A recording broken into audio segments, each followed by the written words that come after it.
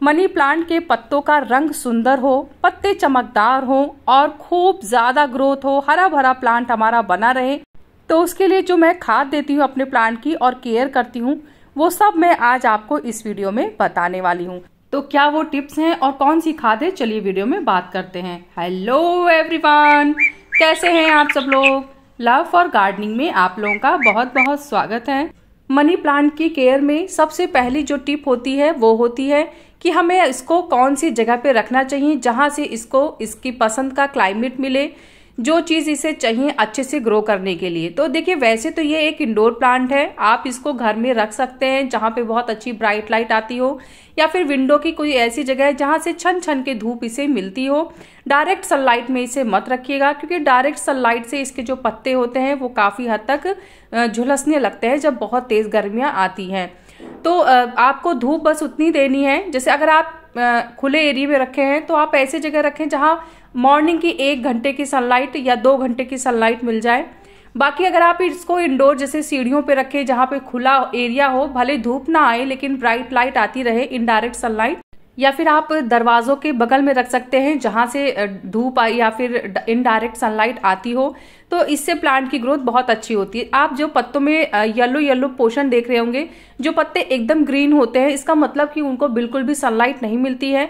और जिन पत्तों में हल्का सा आप व्हाइट कलर देख रहे होते हैं, इसका मतलब होता है कि थोड़ी धूप मिल रही है प्लांट को, इसलिए पत्तों का कलर कुछ इस तरीके से बीच बीच में येलोइश हो जाता है।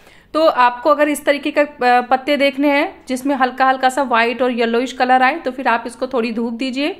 डायरेक्ट ना दीजिए लेकिन इनडायरेक्ट देते रहें। और अगर आप इसको ब्राइट लाइट में जैसे घर के अंदर रखेंगे तो फिर वहां बिल्कुल भी धूप नहीं मिलती है, तो ऐसे में पत्ते सिर्फ हरे रहेंगे आपके।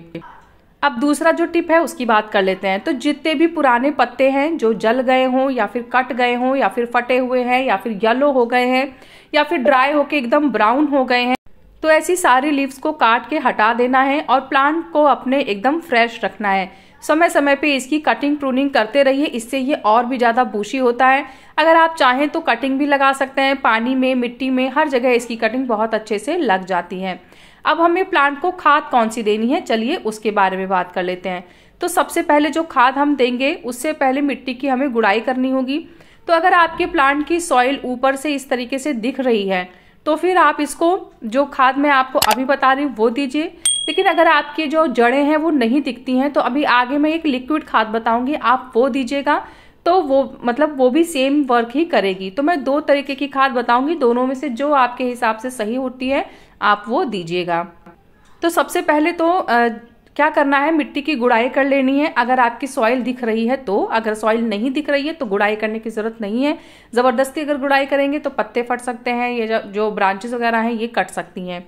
तो मैंने क्या किया है, मिट्टी की गुड़ाई करके और उसमें मैंने लगभग 2 मूठी वर्मी कंपोस्ट दिया है। देखिए, कोई भी प्लांट हो आपके पास XYZ, वर्मी कंपोस्ट या गोबर की खाद आप बेझिझक किसी भी प्लांट को दे सकते हैं। इसके बाद मैंने इसमें जाइम डाला है। तो जाइम मैंने आधा चम्मच लिया है। जहां हमने वर्मी कंपोस्ट डाला था उसी के ऊपर हमें जाइम को भी चारों तरफ से बिखेर देना है।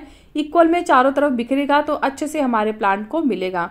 इसके बाद हम इसमें नॉर्मल वाटर दे सकते हैं, और अगर आप चाहें तो एक वाटर मैं आपको बताने वाली हूँ उसको भी देंगे, तो उससे जो पत्ते होते हैं वो काफी अच्छे से और हेल्दी बने रहेंगे।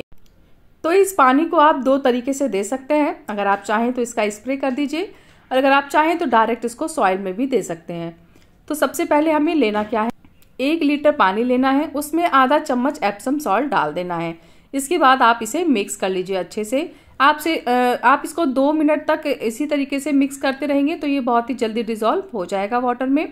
अब हम देखिए, इसको आधा पार्ट में इसका स्प्रे करूंगी और आधा पार्ट में इसका सॉइल में डाल दूंगी। तो स्प्रे करने के लिए मैंने यहाँ पे सबसे पहले एक स्प्रे बॉटल ले ली है। स्प्रे बॉटल से क्या होता है ना कि इक्वली हमारे सभी पत्तों को अच्छे से मिल जाता है। तो इसलिए अगर आप गार्डनिंग के शौकीन हैं तो स्प्रे बॉटल तो आपके पास जरूर होनी चाहिए। इंसेक्टिसाइड स्प्रे करने के लिए भी बहुत अच्छा होता है, और इस तरीके से अगर एप्सम सॉल्ट या और किसी चीज का स्प्रे करना है तो भी स्प्रे बॉटल बहुत ही ज्यादा हेल्पफुल होती है। तो आधा पानी जो मैंने बचाया था वो मैंने खाद डाली है अपने प्लांट में उसको चारों तरफ से दे दूंगी, और उसके बाद जो मेरे पास बचा हुआ पोर्शन है उसका मैं स्प्रे कर दूंगी। जब आप मनी प्लांट पे स्प्रे करेंगे एप्सम सॉल्ट का, तो आप ध्यान रखें कि पहले से पत्ते साफ होने चाहिए। नहीं तो एप्सम सॉल्ट अगर आप स्प्रे करेंगे गंदे पत्तों के ऊपर तो पानी से गंदगी तो साफ हो जाएगी, पर एप्सम सॉल्ट का जो हम बेनिफिट चाहते थे वो नहीं मिलेगा। एप्सम सॉल्ट डालने से पत्ते बहुत ही ज़्यादा शाइनिंग होते हैं, पत्तों की ग्रोथ बहुत ज़्यादा होती है, पत्तों का आकार बहुत बड़ा होता है। और जो हमने जाइम डाला है वो प्लांट को हेल्दी बनाता है, क्योंकि उसके अंदर प्लांट की ग्रोइंग जो स्पीड होती है वो बहुत तेज़ हो जाती है। उसमें बहुत सारे ऐसे एलिमेंट्स होते हैं जो हमारी प्लांट की प्रॉपर ग्रोथ के लिए बहुत ही ज़्यादा ज़रूरी हैं, और वो 100% ऑर्गेनिक है, तो आपको बिल्कुल भी टेंशन लेने की ज़रूरत नहीं है। आप एप्सम सॉल्ट 3 महीने में एक बार स्प्रे कर सकते हैं, और जाइम आप 2 महीने में एक बार डाल दीजिए। आपको बार बार रिपीट करने की ज़रूरत नहीं है कि आपको हर 10-15 दिन में डालना है। हाँ, जो वर्मी कंपोस्ट है वो महीने में एक बार आप दे सकते हैं, और अगर आप चाहें तो 1 चम्मच आप नीम की खली भी वर्मी कंपोस्ट के साथ ऐड कर सकते हैं। मैंने अभी पिछले महीने ऐड की थी तो इसलिए मैंने इस महीने नहीं डाली है। बाकी ये इतना जो मैंने आपको खाद बताया इससे हमारे प्लांट की ग्रोथ बहुत अच्छी होगी। अब मैं आपको वो लिक्विड खाद के बारे में भी बता देती हूँ। क्या होता है ना कि जैसे मनी प्लांट फैल जाता है एकदम से, तो बहुत से लोगों के जो मनी प्लांट होते हैं वो इतने ज़्यादा फैल जाते हैं कि जो मिट्टी होती है वो बिल्कुल भी दिखती नहीं है, तो हम गुड़ाई नहीं कर सकते, फिर उसमें कोई सूखी खाद नहीं डाल सकते। तो इसके लिए जो हम कर सकते हैं वो ये है कि हम लिक्विड खाद बना लें। लिक्विड खाद बना लेंगे तो वो हम मिट्टी में किसी भी जरा सी भी जगह जहाँ से हमें दिख रहा है वहाँ से हम मिट्टी में डाल सकते हैं, और वो डायरेक्ट हमारे प्लांट को मिल जाएगी। तो उसके लिए हमें क्या करना है, तो मैंने क्या किया था, मैंने 2 दिन पहले वर्मी कंपोस्ट, जैसे मैंने 2 मुट्ठी वर्मी कंपोस्ट में 1 चम्मच मैंने वो डाल दिया था नीम का खली, और उसके बाद इसको 2 दिन के लिए ऐसे ही छोड़ दिया था। फिर उसके बाद मैंने इसमें आधा चम्मच जाइम डाला है, और उसके बाद फिर इसको 1 दिन के लिए छोड़ दिया था।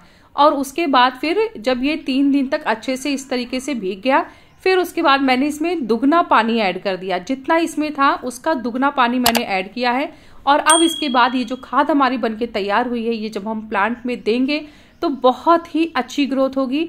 और ये ऑर्गेनिक खाद है, और आप हर तरीके के प्लांट में दे सकते हैं। इंडोर कोई भी प्लांट हो, आउटडोर कोई भी प्लांट हो, वेजिटेबल के प्लांट हो, फ्रूट के प्लांट हो, हर तरीके के प्लांट में ये खाद बहुत ही अच्छे से जाती है।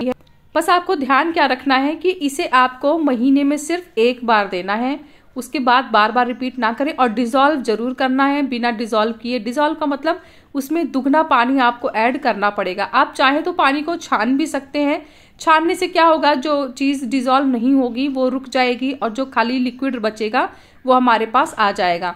तो इससे फिर प्लांट की ग्रोथ में बहुत ही अच्छा इफेक्ट आएगा। ये रिजल्ट आपको 100% बढ़िया मिलेगा, गारंटी से बोलती हूँ। बहुत ही अच्छी खाद बन के तैयार होती है। तो सारी डिटेल, सारी जानकारी मैंने बताई है। उसके बाद भी कोई क्वेश्चन कन्फ्यूजन होगा तो आप कमेंट करिएगा, मैं आपके कमेंट का ज़रूर रिप्लाई करूँगी। कैसा लगा मेरा आज का वीडियो मुझे ज़रूर बताइएगा।